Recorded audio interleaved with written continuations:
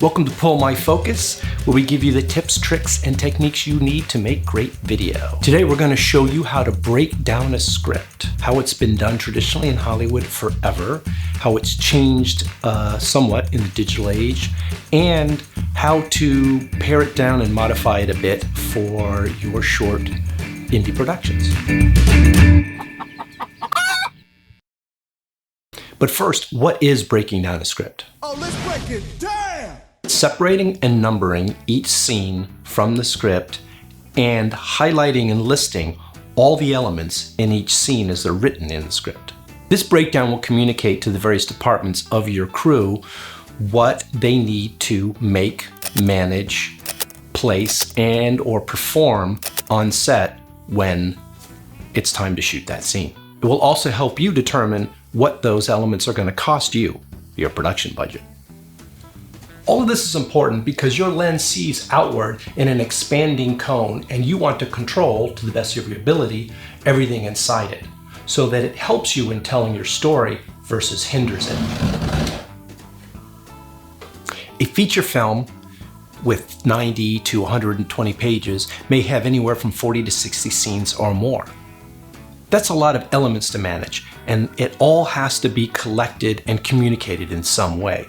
The film industry's figured it out. It's been around for over 100 years and has developed unique tools and processes that work well for our needs, such as breaking down a script. I'm going to show you the traditional way of breaking down a script on paper. Sure, you can break down a script digitally if you use programs like Movie Maker Scheduling, Final Draft Tagger, or online services like StudioBinder. These work great at highlighting and tagging those elements and then listing them in breakdown sheets. This saves a lot of time and money on huge projects. But they can be costly and may be overkill for a small project. They make sense on a 120-page feature film, but for a 4-minute short with just a couple of scenes, let's break it down the old-fashioned way.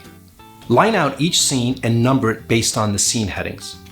Read through the script a few times and using the standard industry color table, highlight each element on the page, such as your main cast with speaking parts, cast with non-speaking roles, extras, props, vehicles and animals, stunts, special effects, wardrobe,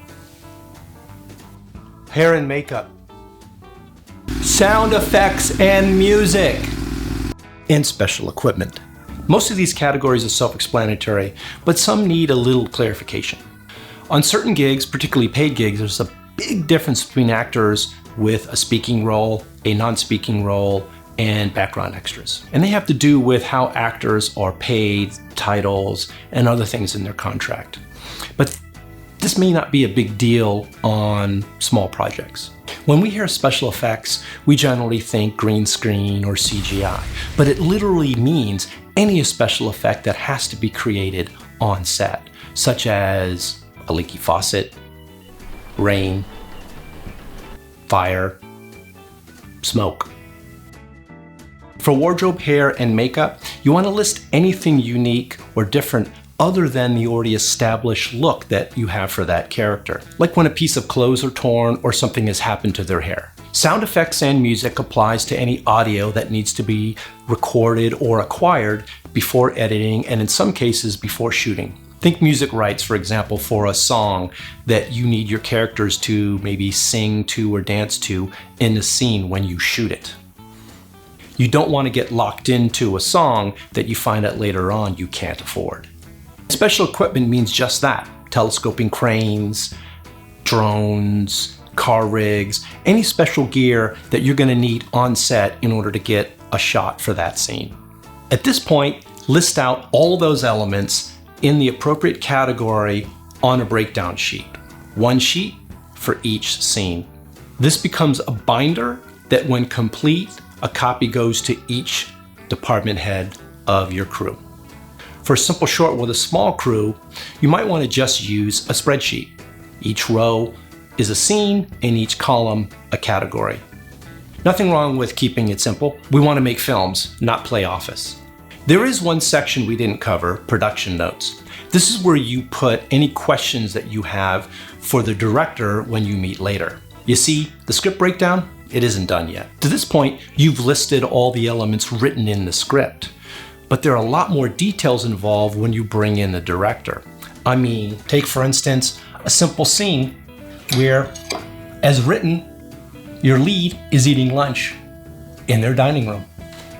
Begs the question, what are they eating?